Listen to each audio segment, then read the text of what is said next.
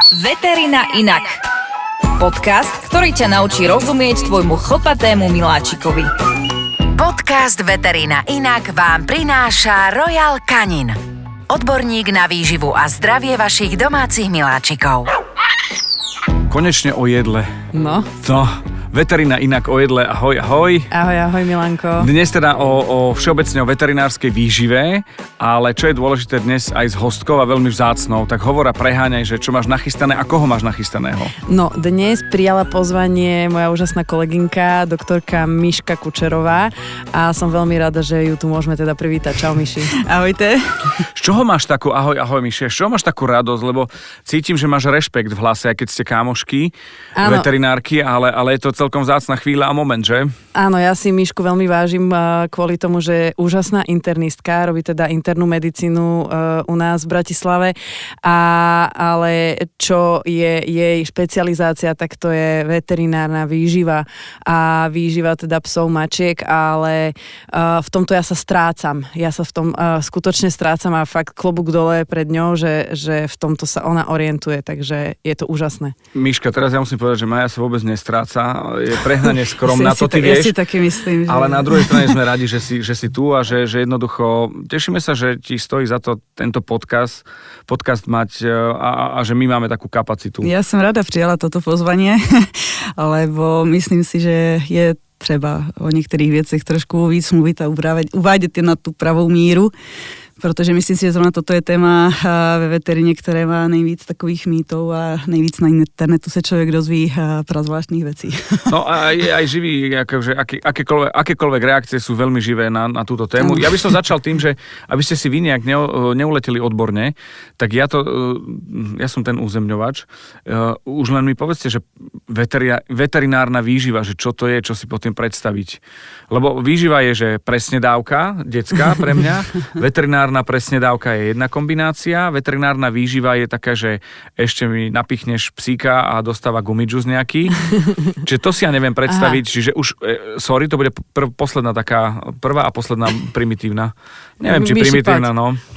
Tak veterinárna výživa je především na škole strašně nudný obor. Spousta lidí to fakt jakože moc nebaví, netáhne, protože je to hodně o číslech a o teda nějakých laboratorních vyšetřeních, stanováním živin, ale principem je zajištění a vlastně dodaní správných živin mačce, psoví, případně hospodářským zvířatám ve správných poměrech se zajištěním opravdu všech potřebných živin, aby ten organismus fungoval správně, aby tam nebyly prostě nějaké výkyvy, protože vlastně každý ten organismus má nějakou fyziologii, patofyziologii, probíhají tam různé biochemické procesy, jinak biochemie byl můj velmi neoblíbený předmět na škole, skoro jsem na něm teda vyletěla.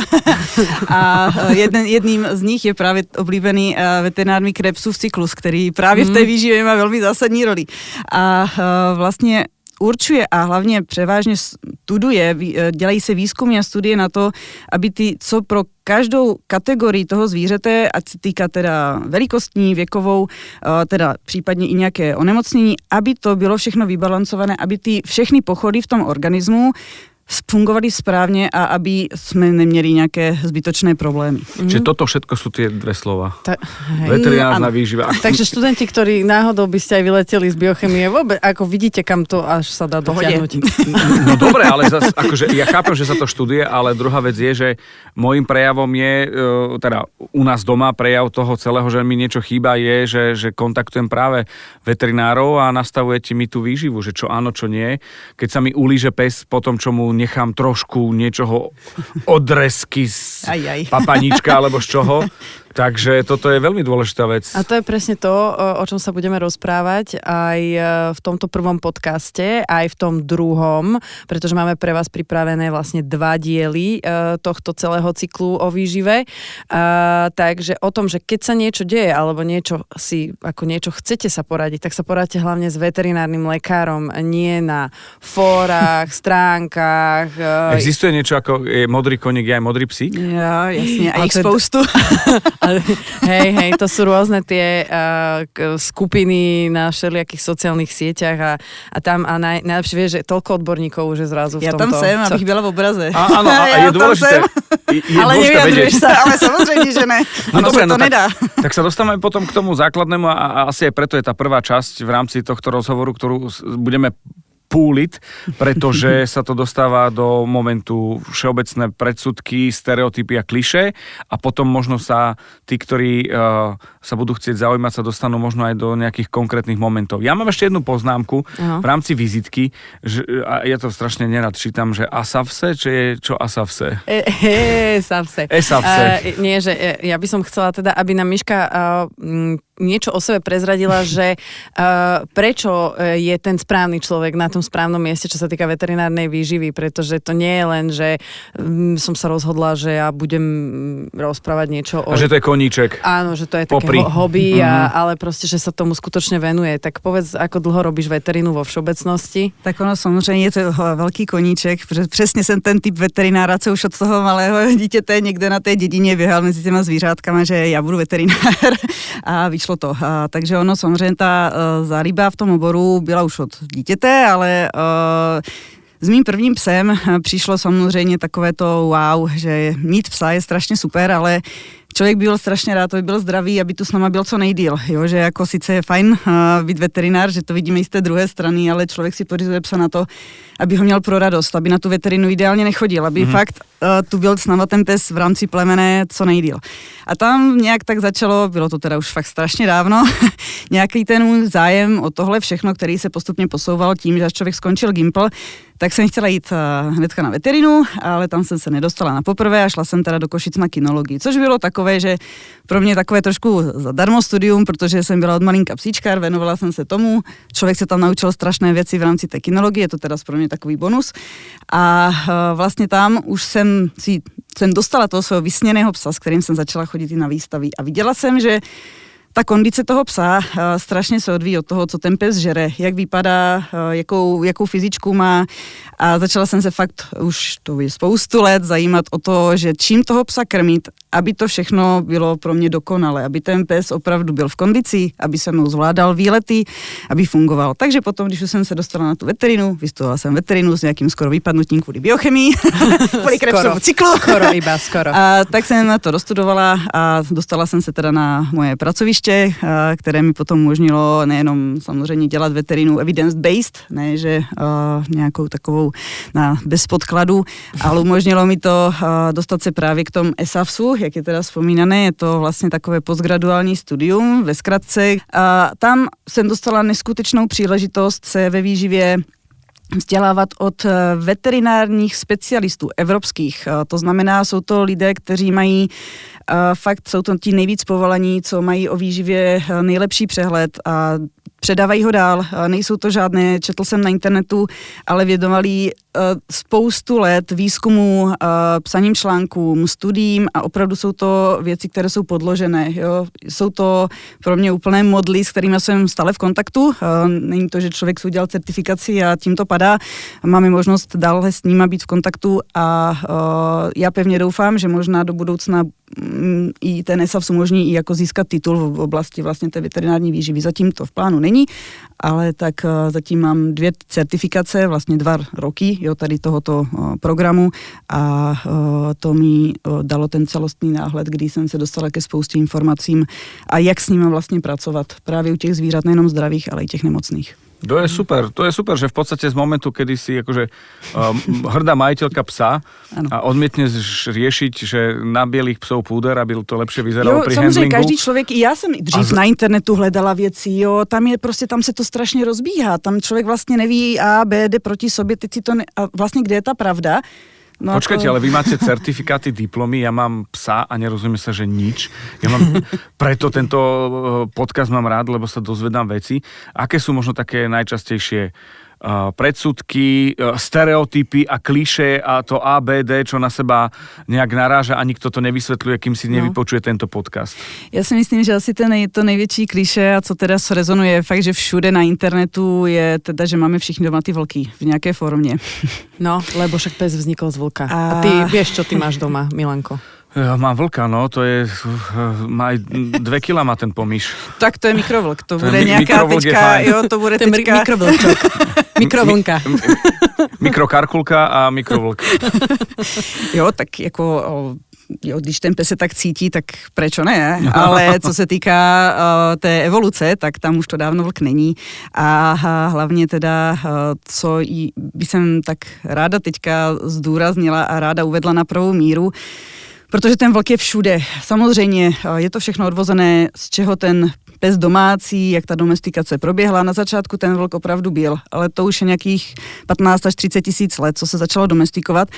A začalo to tak, že ten vlk teda se začal přibližovat k těm lidem a on teda se začal živit na těch zbytcích, jo, že oni mu ti lidi tam opravdu nedávali ty zbytky v rámci mesa, protože sami měli málo, jo, to znamená ten pes jedl ty odpadky, nebo skoro pes, jo, ještě ten polovlk, začal jíst ty zbytky v okolí toho lidského obydlí a tak vlastně se k těm lidem dostali. Já si vždycky velmi ráda vzpomenu na takový ten obrázek, co koluje po internetu, na jedné polovině je vlk a na druhé polovině takový mopsík s takovou barevnou pletenou čepicou a je tam, že ano, přiblížím se k lidem, bude to dobrý a ten mops potom s tou čepicí, tam je nápis, že no něco se pokazilo. Áno. No, čo sa týka teória... Áno.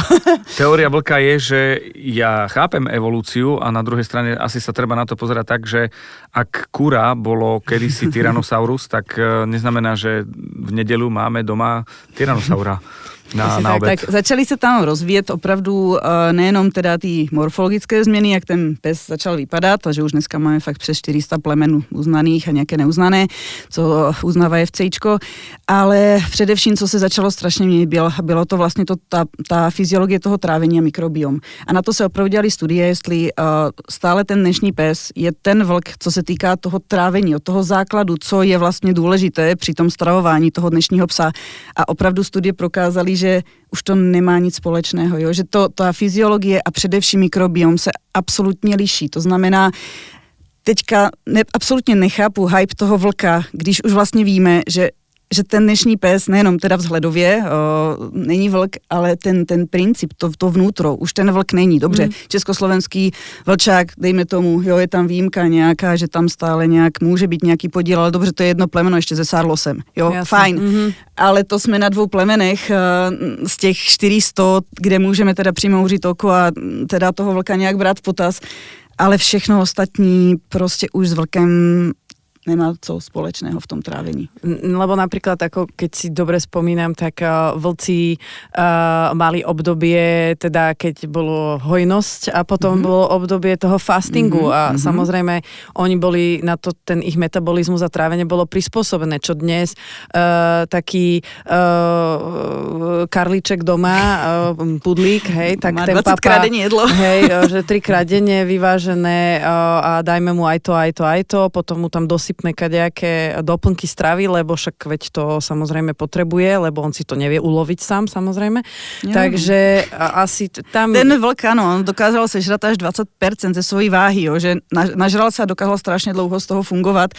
No, dnešní pes, jako, no, to už je tou změnou opravdu toho vnútra, nejenom toho, co my vidíme jakože zvonku, ale především, a to, co je fakt, že důležité a co, o čem se nikde nehovorí, že prostě to vnútro fakt už není to jisté. Jo. Ty všechny procesy, které tam probíhají, už jsou naprosto jinde než u vlka. No a toto je tá výživa taká, že basic výživa a potom ideme do momentu, že nejaký blázon povie si, že mať pomyša malého, bieleho je super a prichádzame na množstvo obmedzení a hlavne stravy. To znamená, že treba to nejako akože mu pomôcť, nepresviečať ho, že celkom, že je vlk, ale možno nejak zisťovať, že čo mu robí alebo nerobí dobre a to je po konzultácii u nás s Majkou, kde nám bolo odporúčané čosi, že tak pozri sa na toto, respektíve inak čítaj obal a potom môžeme riešiť to, aby ten pes prosperoval a nebol taký smutný, šedý v kúte. Nezvracel, nehnačkoval. Presne. Poďme si to tak nejako akože povedať, lebo teraz samozrejme všetky tie otázky sa týkajú od majiteľov zvierat, že teda priemyselne pripravovaná strava, varená strava versus surová strava. Poď, Míši, akože uveď to na správnu mieru. Tak samozřejmě, když to povezmu teda z pohledu té veterinární výživy, tak cílem samozřejmě krmení těch domácích miláčků je, že aby jsme jim zajistili kvalitní vybalancovanou stravu a neohrozili tím nejenom sebe, psa, ale i samozřejmě okolí a tak dále. To znamená, když by jsem to měla seřadit v rámci tohoto, tak na prvom místě je samozřejmě komerční potrava, kdy máme zajištěné, jsou tam postupy technologické, do toho nebudu zabředávat, protože to bychom tu byli asi týden, kdy opravdu ti výrobci garantují bezpečnost toho krmiva. Jo. Pro nás, i pro veterináře je cílem i zajišťovat bezpečnost. Jo. O tom se málo hovorí, že není veterina jenom o tom, že léčíme zvířata, ale my bychom měli zajistit, aby prostě opravdu jsme neublížili jenom zvířeti, ale i vlastně lidem. Jo. Takže samozřejmě na prvním místě, když by jsem měla zebrat to, co bych já nejdřív odporučila, tak je samozřejmě komerční strava. Protože dneska ti psi žijou v domácnostech, máme malé děti, choré pacienty, onkologické pacienty a tak dál. A ten pes samozřejmě může být přenašečem některých záležitostí, obzvlášť třeba ze syrového mesa. Na to jsou prostě dělané studie. Apelují na to prostě i FSAVA, i Světová veterinární organizace, kdy aktuálně opravdu je syrová strava na absolutním, jakože je to boom, je to teraz to najviac, co je to najlepšie pro ty zvířata, ale ty rizika, které jsou s tím spjaté, o těch se vůbec nehovorí a jsou velmi dobře evidované. Jo. Nejsou studiema, výzkumama evidované nebo prokázané benefity, ale jsou velmi dobře evidované a prokázané rizika. To znamená, pokud já mám seřadit, co doporučím psovi, komerční vařená barv. Prostě v úplne opačném postupe, než co je teďka odporúčané na internetoch. Protože... Čo je vlastne dneska nejaký akože len módny boom, alebo vyslovene nejaký hype. No. Je to na základě toho vlka, jo. Zase se k tomu dostáváme, že my se na jednu stranu my se snažíme jako lidi napredovat, jo. Všechno se snažíme modernizovat a nevracet to do pravěku a u těch psů děláme pravý opak. Proč? Proč si vracíme niekam do pravieku? My im nasypeme jedlo, akože, lebo to je ten vlk a potom ho zabalíme do rúžovej plišovej dečky, zoberieme ho k sebe na gauč, posadíme ho a pozrieme spolu telku. A navíc ten vlk, dobře, ten teda akože to maso žral, ale ten domestikovaný vlk žral ty zbytky, takže tam absolutně se to nepotkává s celou tou fyziologií a tou domestikací toho dnešního domácího psa. A pro mě jako je to absolutně něco, co mě nedává prostě smysl už z principu. Takže ano, pro mě je velmi důležitá bezpečnost. Teď nedávno jsem tak evidovala, že se mě klientka pýtala, že její dcera měla, myslím, že to byl Campylobacter. Že jim humánní lékař odporučil, jestli teda nežije se psem, jestli by to nemohl být zdroj a vlastně rozhovorem jsme zjistili, že je tam kontakt se syrovým mesom. Ano. Takže teďka budeme čekat, jestli se to vrátí té holčičce, anebo ne, protože opravdu byl tam kontakt se syrovým mesom i samozřejmě se psom, který občasně to meso dostával. A tím, že mám náhled i do veterinární hygieny, tak samozřejmě nedělejme si iluze. Ono to meso, které kupujeme pro lidi, má povolené limity baktérií. Presne tak. Ono sa počíta s tým, že sa bude upravovať tepelne, jo, samozrejme. Tam prostě při tom zpracování toho mesa se dělají povinné stěry, dělají se tam kultivace, zjišťuje se, ty bakterie to tam není, že to tam není. Jsou samozřejmě nějaké, které by tam neměly být vůbec. Jasne. Ale to nejsou potom ty masa, které se dostávají třeba psům, že oni se třeba jako dostanou, že tam třeba nebyl povolený nějaký ten limit, že to nesplnilo a tak se to dostane případně do oběhu. A ja ti skočím. A teraz oni povedia, ale my ho mrázíme. Jo, jasně. Tak ta bakterie si tam chvilku počká, po rozmrazení zase ožije a bude strašně šťastná. Jo, a že bude sa množiť a bude produkovať svoje detičky. Jo, to nezabíjí, to vůbec ne. To je prostě absolutná blbost. Tak, nezabije, lebo nezabije. to je častý dotaz na internete, takže...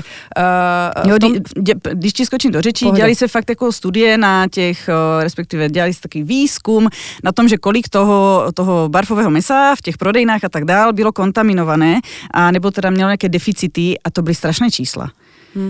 Jo, tam bylo dokonce i o nějakých jakože rezistentních bakteriích až nějakých 60%, že bylo zjištěné, že se tam objevuje ta rezistentní bakterie, nehledě o nějakých salmonelách a více jak 70% toho mesa překračovalo limity.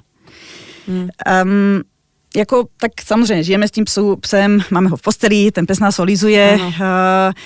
samozřejmě z toho veterinárního hlediska to člověk doma mít úplně prostě nechce, nehledě na to, že to je pak na miskách keď si doma necháš, že tú plastovú dozičku, v ktorej si mal tie kuracie prsička a skús to tam nechať, že 2 dní a jak to bude krásne... I na těch miskách, jo, tam se udělá biofilm a oni tam mají párty ty bakterie. Ale teraz zase ja budem taký ten majiteľ a poviem, že ale my sme skúšali rôzne veterinárne diety a veterín a granule a komerčne pripravované jedla a tak ďalej a stále mal problémy, až na tom barfe sa to upravilo. Takže skús, ja si myslím, že tam je práve chyba v tom, že tí ľudia sa strácajú v týchto informáciách.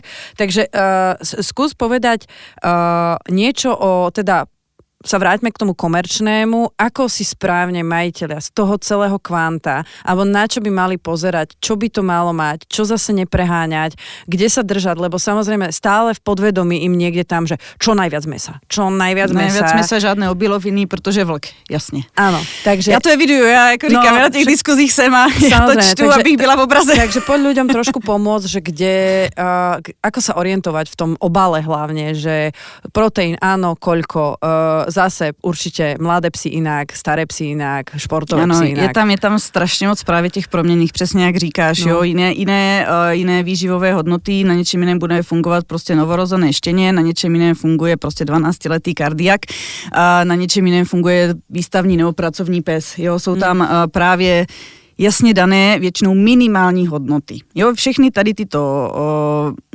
podklady, knihy, studie většinou se zakládají na nějakých minimech. I třeba FIDIA, co je evropská organizace, která ukládá vlastně vyloženě ty jasně dané hodnoty, co to krmivo musí splňovat, aby vlastně splňovalo evropskou legislativu pro produkci toho krmiva, tak třeba pro protein jsou tam minimálně dané hodnoty, i třeba na tuk. Takže dnešní trend je co nejvíc. Takže my dneska, když se tak jako proběhnu všema krmivama, jako sice každý týden je nový výrobce, trošku to už přestávám stíhat, ale co mám jako přehled o krmivech, co aktuálně fakt na trhu jsou a že jich je fakt, že extrémně množství, tak výrazně jako převýšují. Jo? Že my se nemusíme dneska bát, že bychom to zvíře uvedli do deficitu, protože myslím, že to 18%, ak teda si dobře zpamatuju, říkám, mám to v telefonu, ty tabulky, protože čísla já v hlavě moc nedržím, já jsem na to takovou jako trošku jako... To je v pohode, ale čo naopak, ako sa môže stať, keď vyberú proste, že extrémne vysoký proteín. To je dneska právě ten trend, kdy zase se, jo, všechno to motá okolo toho vlka, okolo toho proteínu, okolo toho mesa. A když si vezmeme jako složení syrového mesa jako takového, tak žádné jako to syrové meso neobsahuje viac než 25% tuku, takže nějakých 30, 35, 40, akože v těch granulích v sušině, jo, je prostě příliš moc. Že proto častokrát ty zvířata se jak kdyby napraví s tím trávením, protože se dá barv, protože tam není nadbytek proteinu. Protože protein nám vlastně stimuluje produkci žaludečních šťáv. To znamená, když mají zvířata nějaké zvracení, chronické reflux, a my snížíme ten protein jako pomocí toho barfu, protože granule dali nějaké grain free, co má 35% proteinu, je to domácí miláčik, leží na gaučí, nevyužívá to absolutně, jo, tady tohle přehlšlé proteinu, nehledě na to, že ten zdroj proteinu nebude jenom akože živočišný, ale i bílkoviny, protože nemáme jen živočišné proteiny, to zase na to nezapomínat. Tak proto třeba toto je prezentované, že my jsme dali barv a ten pes se spravil, ale on se spravil třeba co se týká jakože toho žaludku, protože nemá nadbytek, jo, že ten žaludek neprodukuje toľko těch kyselin, prostě je to o celé té fyziologii toho trávení, protože když se zamotáme zpátky, jak vlastně ten pes funguje, tak ten žaludek, tam už probíhají nějaké procesy, co se týká trávení, jo. Maso stimuluje produkci žaludečních šťáv. Ano. Takže samozřejmě, když dáváme přebytek mesa, proteinu, tak je nadprodukce žaludečních šťáv. Naopak, tuk a sacharidy to trošku tlumí. Takže samozřejmě, co se týká jako té fyziologie, nejdřív se natraví, nejdřív odchází nějaká voda, potom sacharidy, protože je to velmi rychlý zdroj energie a nejrychleji odchází, potom bílkoviny a nakonec tuky. Jo, takže zás, když ještě se do toho víc zamotáme, ty granule, které bývají často vysokoproteinové, jsou i vysokotučné, jo, takže to krmivo tam stojí strašně dlouho v tom žaludku, než se stráví, takže nejenom vysoký obsah proteinu, ale i vysoký obsah tuku, ten žaludek absolutně zatěžuje, jo. Ten žaludek na to není stavěný tou evolucí, protože prostě na začátku nebylo toľko toho proteinu pro toho psa v rámci té domestikace.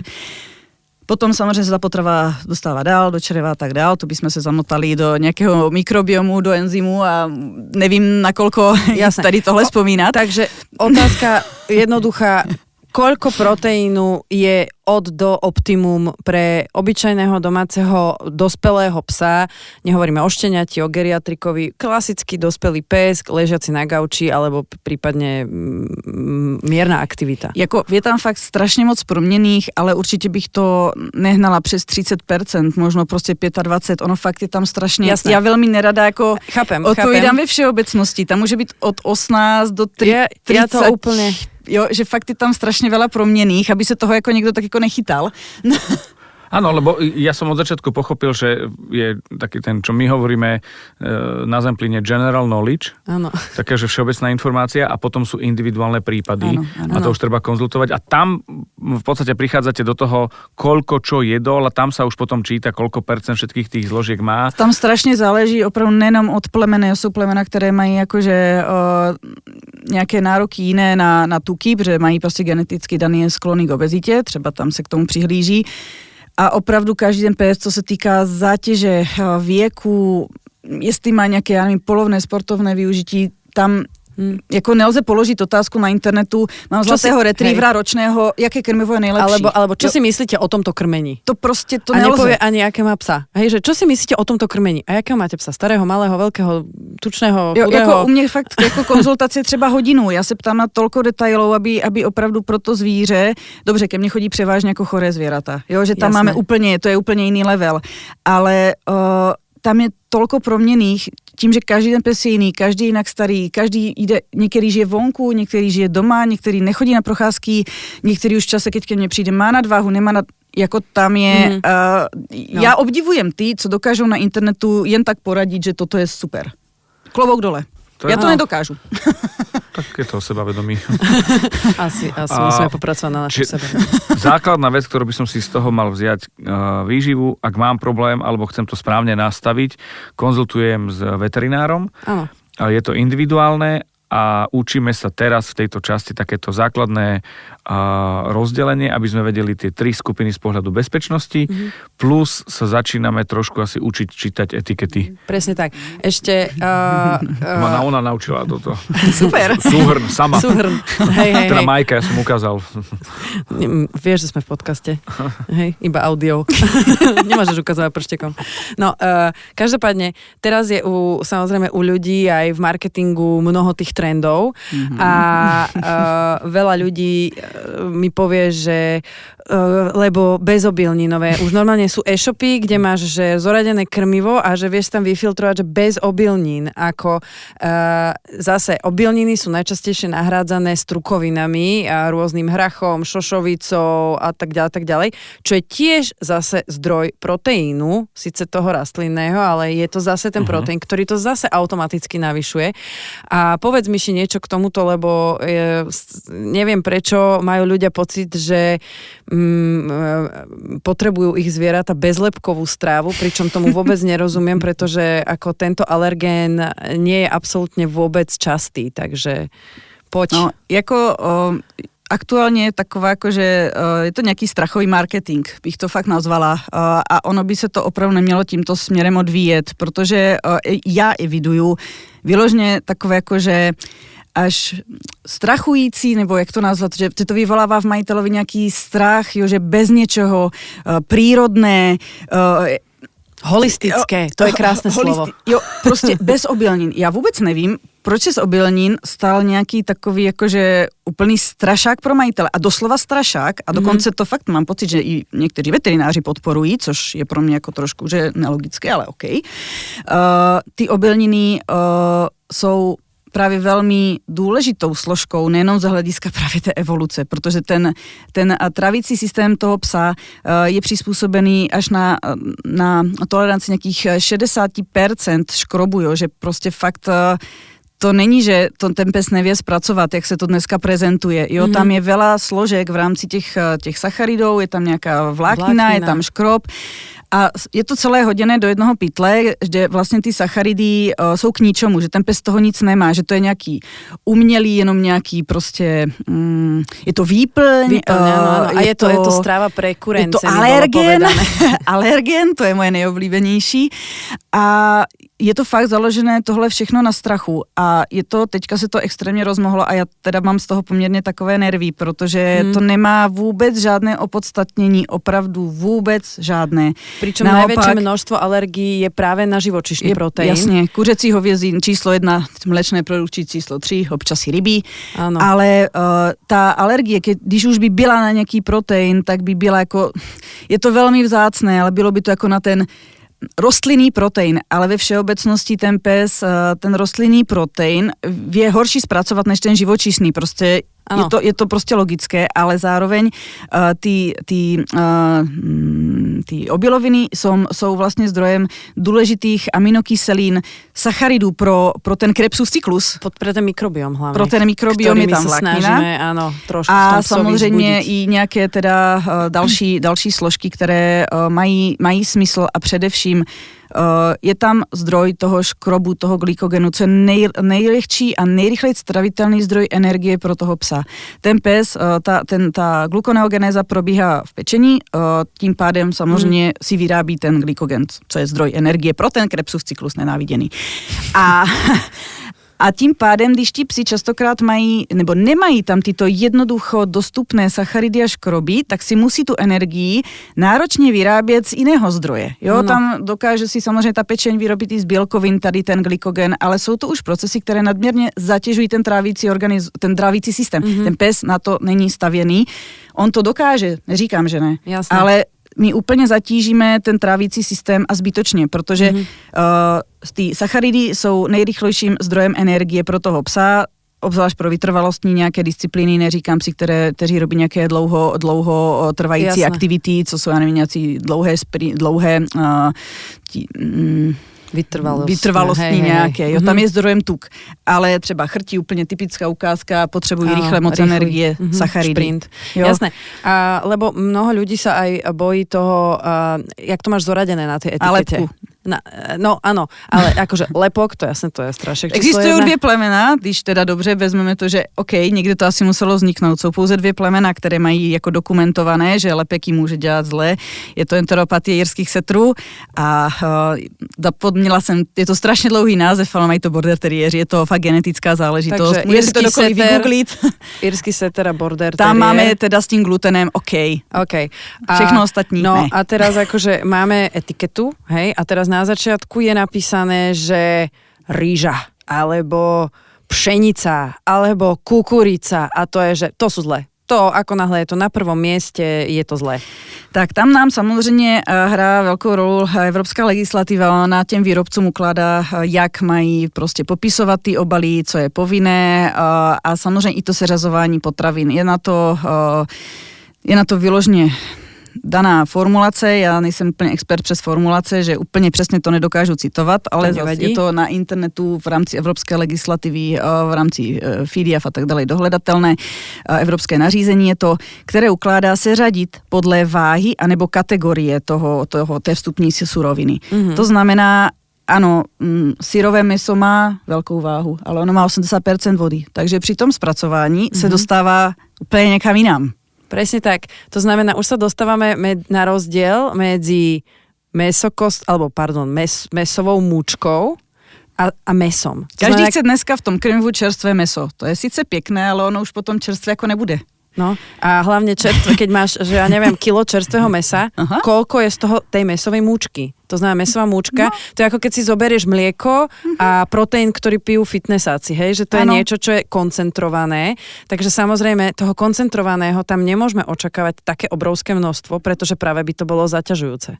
Dobre tomu rozumím. Teda ono jde o to, že samozřejmě oni mají tam převážně se hrá s tou legislativou, jo, tam jsou nějaké prostě mezery, takže ti výrobci se dokážou tak přizpůsobit, ale ono, když se nad tím logicky člověk zamyslí, jo, že tak když na první místo dám teda to syrové meso, které má nějakých 80% vody, takže po vysušení se automaticky jakože dostane na nejakú inú priečku. Inou příčku, jo, že tam je to taková hra legislativy. Není to o tom, že se na to dokážeme spolehnout. Naopak ta kukuřice tam jde už v suchém stavu, jo, většinou v nějakém. Jasné, už viac kukurice menej nebude. Takže jo, to, že na prvom mieste je čerstvé maso, no už potom čerstvé nebude, jo, prostě projde to tým tepelným opracováním a prostě chtít čerstvé maso v granulích.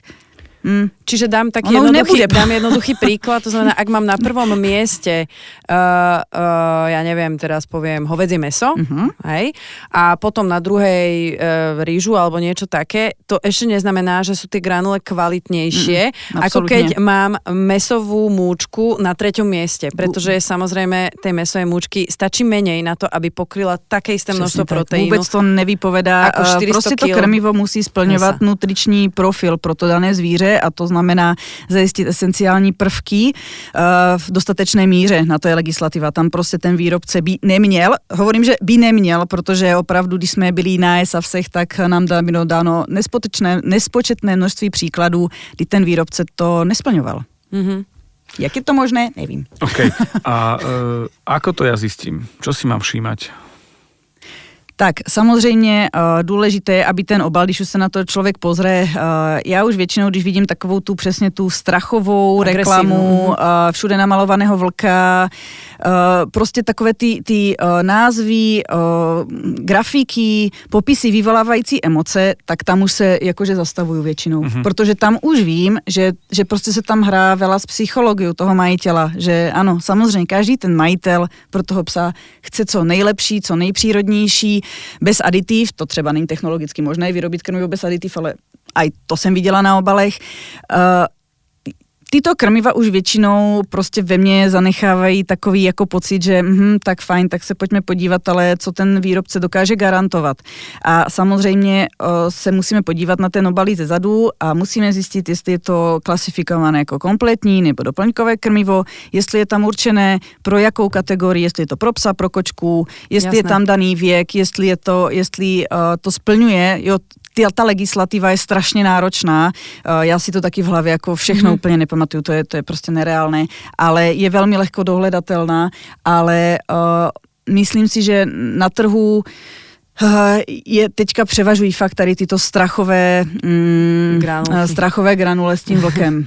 No. Jo, takže na tyto většinou už se tak dívám trošku skepticky, protože je otázka, jestli tady tímto krásným marketingem není něco zakrývané, nebo jak to prostě povedat. Možno chcú len predať. No jasně. Že to je ten marketing. Samozřejmě, tak akože... marketing prodává, já eviduju prostě nejvíc jako se radí v těchto skupinách a nejvíc rady dávají samozřejmě ti kteří buď jsou majitelé e-shopu, nebo robí pro nějakou značku. Tak ja mám teda otázku, ale že existujú, že v pohode tá výživa. No veď to ja potrebujem vedieť. To, že existujú takí, ktorí robia veľký a tak ďalej, to je OK. To je ich kaša, ale existujú, že viem to dostať, kúpiť a tak. Hej? Samozřejmě. Jako ideálně by, jako za úplně ideálních okolností by měl formulovat to krmení fakt specialista. Jako úplně za ideálních okolností by tam měl být nějaký veterinární diplomate nutriční. Jo? Jakože v Evropě to fakt tak funguje, jsou tam ti lidi, podílí se na vývoji toho krmení na základě těchto evidence-based medicína. Jestli si každý výrobce dokáže tohoto člověka zaplatit a zajistit tu technologii, podle mě jsou to fakt jako dost náročné záležitosti a nemyslím si, že všechny tyto menší značky, kterých se teď jako chrlí množstvo, protože to, že je tam napsané, že formulované veterinářem, nezajišťuje absolutně, že ten veterinář je specialista.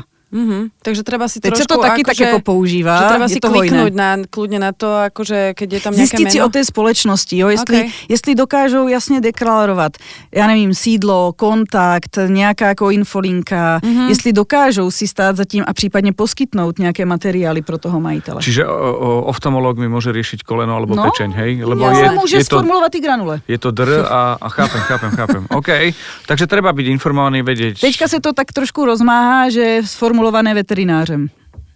OK. Ja nejsou za ničím. A čo by teda granule určite, alebo teda granule, vyslovene ako priemyselne spracované krmivo pre zvieratá nemalo obsahovať? Čo je také, že keď to tam uvidím, že nie? My musíme posuzovat jakože ten kvalitní zdroj právě třeba těch aminokyselin, tuků, omega-3, nenasycených mastných kyselin. Samozřejmě, nejdřív a nejkvalitnější je svalovina a ty okolo, ty povázky, to je většinou jakože zdrojem.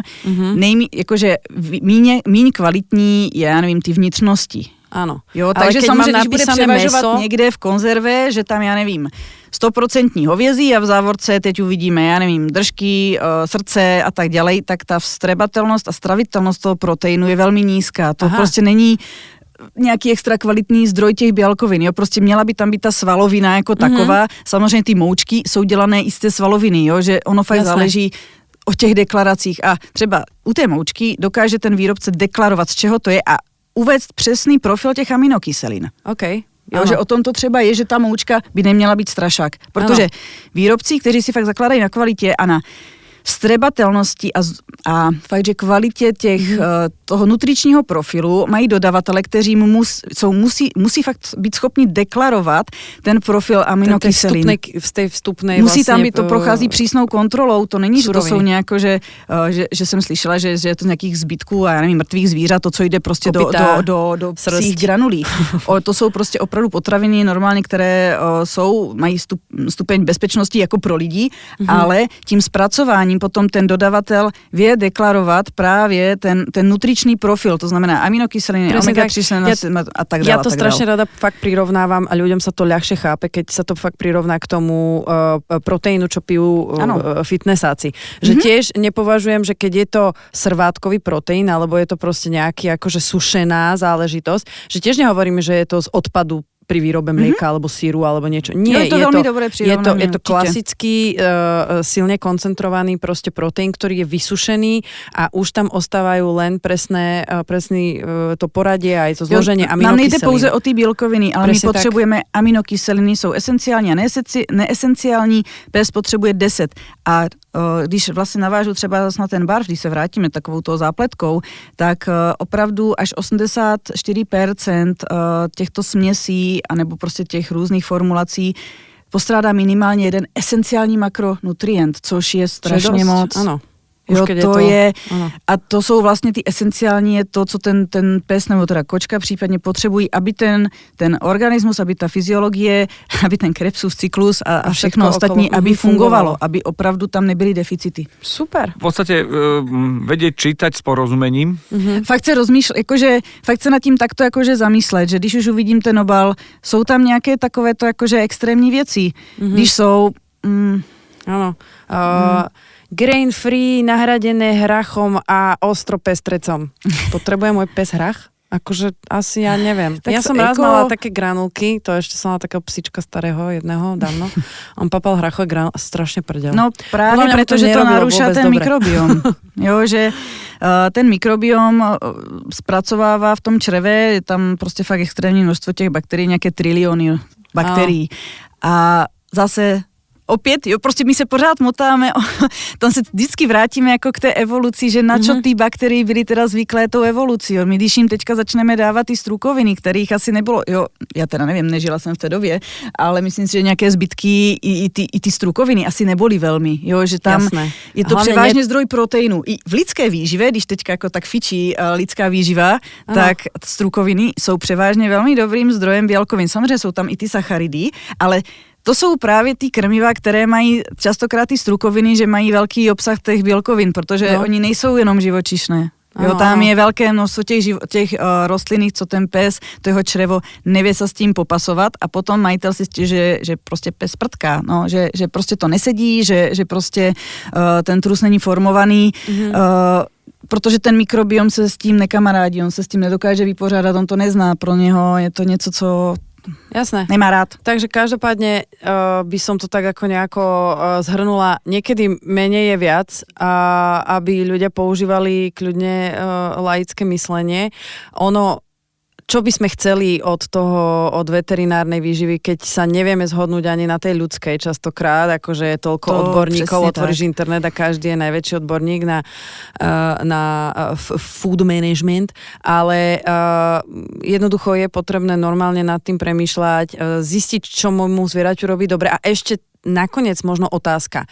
Veľa ľudí má pocit, že nemôžem predsa krmiť jedným krmivom, neviem, roky. A proč ne? Ja tiež sa vždy pýtam, a prečo nie? Práve naopak. Keď mu to robí dobre a je s tým to potom navážeme samozrejme v tej druhej časti, ale môj typický pacient akože s chronickou enteropatií je pes, ktorý má, řeknu, každý den prostě 50 různých věcí, zdrojů proteínu a tak dál. Prostě ideální je, já vím, že jako z pohledu člověka chudák pes, prostě má stále to isté, ale právě pro ten mikrobiom, protože ten psík, on sežere prostě všechno. Víme, že ti psi jakože jsou schopní sežrat fakt, že všechno. Jasné. A samozřejmě tam preference, do toho se nebudeme motat, ale ten mikrobiom si strašně dlouho zvyká na každou zmenu. A my každý jeden výkyv, který tam dáme, tak, áno, tak je to potom u nás. je to ale však problém. Dobre, však aspoň máme čo robiť, ne? No, já to vždycky říkám, tak jako Ale dobrý, nie. fajn, tak jako, že potom by veterináři neměli úplně tolik práce a že to fakt narůstá, tady Jasné. tyto chronické enteropatie a je to právě spjaté s tím, že tady s tím trhem, co se aktuálně na trhu s granulema a s výživou děje, tak potom my máme celkem dost práce. Áno, a práve tá výživa je možnosť terapie a o tom sa porozprávame v druhej časti podcastu, pretože tam sa budeme vlastne hovoriť hlavne o terapii jedlom alebo výživou ako jednej z určite možností a nutností pri liečbe určitých ochorení. Takže na to sa veľmi teším, lebo mali sme strašne veľké množstvo otázok na Instagrame a ja musím povedať, že 90% z nich nevieme zodpovedať, lebo to boli presne tie otázky typu čo hovoríte na toto krmenie? No, neviem, lebo neviem, akého máte psíka. A tak věci ďalej, okolo, hej. jo, prostě moje průměrná konzultace trvá půl hodiny až hodinu. No. Jo, prostě já To sa nedá. to se fakt nedá. A kdo to umí, klobouk To je, dole. keby ste sa človeka opýtali, čo hovoríš na tento jogurt. No ak mám intoleranciu na laktózu, tak nič moc. Chápem. No a ja sa teším, že toto bol taký že úvod do problematiky. A Možná trošku komplikovaný, nebo stále jsme se tak jako, ale ono opravdu ta výživa se, Točí ten dokola. princip, jo, to pořád je takový jakože uzavřený kruh svým způsobem, takže ano, spolu s těma informacemi se stále vždycky člověk dostane k té historii a potom z toho jako vychází, takže ano, možná nuda, ale prostě to o tom pochopit to celé, kde je ten princíp. Ja si nemyslím, že nuda, že toľko tlaku, čo sa niekomu teraz zdvihlo, keď Áno, počul že? tieto informácie. Hlavne je to o tom, že tá informácia je o tom, že je od odborníkov, teda od vás dvoch, ktoré máte to založené na tom evidence-based medicine, to znamená, že na tom dôkaze. Individuálne to treba nastaviť, preto sú tie konzultácie. A je to taký spoiler do tej ďalšej časti, kde sa budeme rozprávať, teda ja budem počúvať a vy sa budete rozprávať o tom ďalej. No napríklad, už len ukončím, veľmi krásnou štúdiou, ktorá bola urobená na tie grain free, to znamená tie bezobilninové, že práve tým, že sú nahradzované rôznymi inými strukovinami, tak spôsobili u veľkého množstva psov takzvanú dilatačnú kardiomyopatiu. To znamená, to stále ešte nie je uzatvorené, že pořád sa tam ty výskumy robia, ale opravdu je to jeden z rizikových faktorov, takže ja když vidím veľké plemeno a grain free, tak to proste to znamená ne. plemena, ktoré majú už k tomu prípade. aj tak sklon genetický, hej, to znamená Doberman, nemecký ovčiak. Každé veľké plemeno. Veľké plemeno. Proste tam záťaž. A proste ešte k tomu pridáme organizmus. grain free, tak môžeme očakávať, alebo teda...